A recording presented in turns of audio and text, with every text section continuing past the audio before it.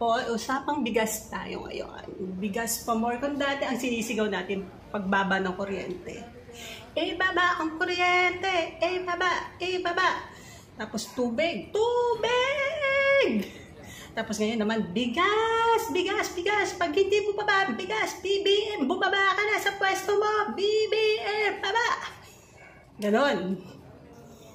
Oh. Hiningal tuloy ako. Pagsigaw ng bigas. Ibaba ang bigas. Putang ina, paano bababa ang bigas kung tinatago ng mga mayayaman na yan, mga hindot na yan? Diba? Haka-high blood. Kung kakain ka ng bigas, gagawin mong kanin, wala pang ulam, nakaka-high blood na. Ay, paano nga naman bababa ang bigas kung tinatago? Kung hinohold ng mga mayayaman, ng mga negosyante. Diyos ko. Ay, mapapamura ka mo. Munyang inang yan. Diba? Pag hindi bababa, kung hindi umabot ng 20 pesos ang bigas, BBM bumaba sa pwesto. Ginagawa ng gobyerno ang lahat. Pero yung mga sakim sa pera, sakim sa kayamanan, tinatago ang bigas. Hinuhold para sabihin, walang ginagawa ang gobyerno. Kulang tayo sa bigas. Pues, hindi po tayo kulang sa bigas. Sadyang tinatago ang bigas para lalong tumaas. Huling bili ko ng bigas, 46. Pinili ko yung 46 para maalsa. Ngayon wala ng 46, 56 at mukhang umabot na sa 62.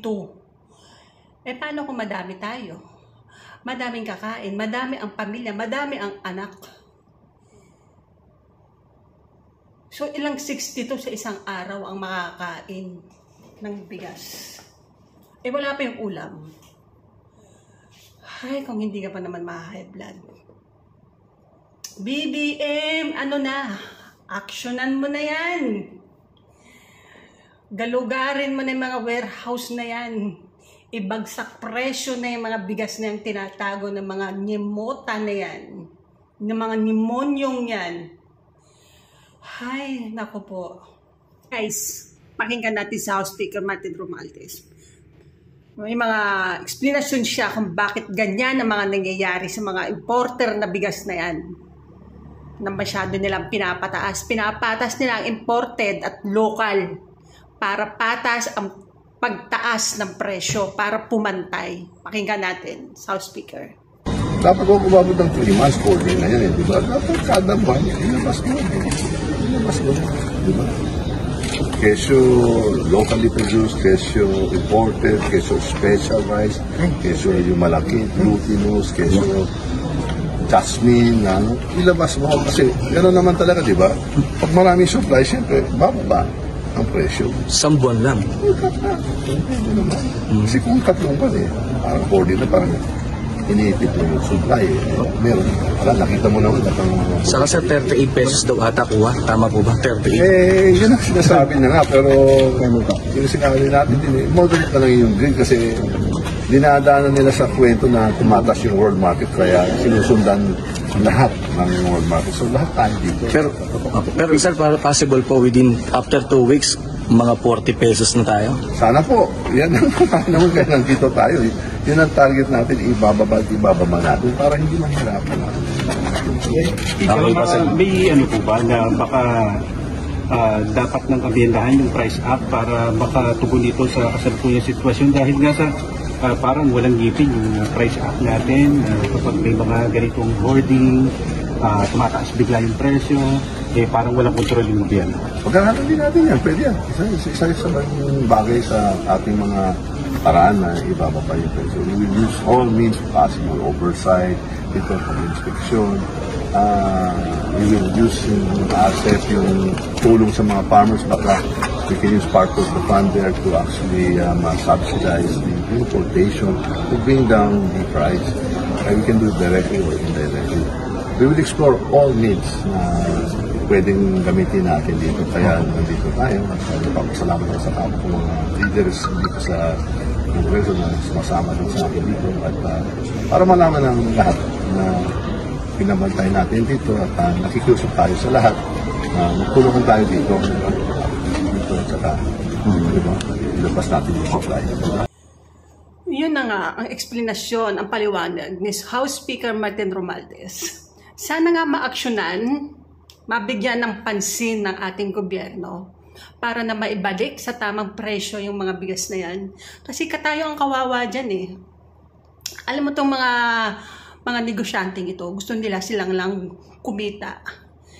Tayong lahat gustong guminhawa ang buhay ng bawat isa. Tayong lahat sigaw na sana umudlad na itong bansang Pilipinas. So paano tayo uunlad kung may mga sakim, may mga gahaman, may mga mukhang perang mga negosyanteng yan ang nagpapahirap sa ating lahat. Sigaw tayo ng sigaw na ibagsak ang presyo ng mga bilihin. Paano mapapatupad yan kung lahat sila nangangarap na itaas para lalong mas lumaki ang kita nilang lahat? Kawawa tayo. Kawawa itong Pilipinas. Kawawa ang bansa natin. Dahil may mga taong kurap, may mga gahaman sa kapangyarihan, ayaw tayo tulungan. Gumising na tayo sa katotohanan.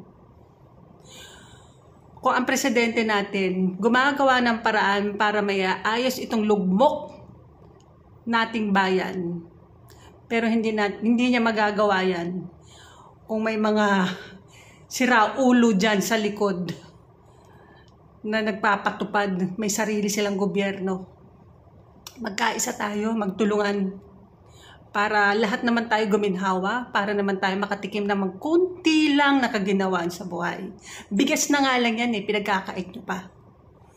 Hayaan nyo naman yung mga Pilipino makatikiman lang ng kapuranggot, katiting, kapuranggot na lasap sa buhay. Ang mahal na nga ng ulam, ang mahal na ng gasol, pati ba naman bigas, pagdadamot nyo pa. Sa kapwa nanay ko siyan, Genius TV, lahat tayo namamalengke, lahat tayo nakakaramdam kung gaano kamahal ang mga bilihin ngayon, lalo na sa palengke, sobrang kamamahal. Ganon din pag nag-grocery, sobrang mahal, nagtaas ng presyo lahat, nag-30 pesos, tumaas ng 30 pesos lahat, 20, 30 pesos. Pati man naman itong bigas, itataas nyo pa. Ibaba nyo naman. Ilugar nyo naman. Itama nyo lang yung kayang bilhin ng bawat Pilipino. Kasi ang mahal-mahal na nga ng ulam, pati ba naman yung bigas. Baka man mamaya, pati tubig. Hindi na tayo makalunok, hindi na tayo makainom. Lahat na lang. So mamamatay na tayo lahat sa gutom. Hindi tayo mamamatay sa baha, sa sunog. Baka lahat tayong Pilipino mamatay sa gutom. Dahil sa sobrang mahal ng mga bilihin dito sa Pilipinas. Guys, sa channel ko, wala akong inaaway. Wala akong tinuturo. Wala akong pinapangalanan. Wala akong binabastos. Doon lang tayo sa totoo. Baka sakaling marinig. Baka sakaling may makonsensya, kasi baka mamaya huli na ang lahat. Genius TV, sa mga hindi pa po nakaka-subscribe, please subscribe nyo naman po ako. Yun lamang po. God bless. Ingat po tayo lahat. Bye!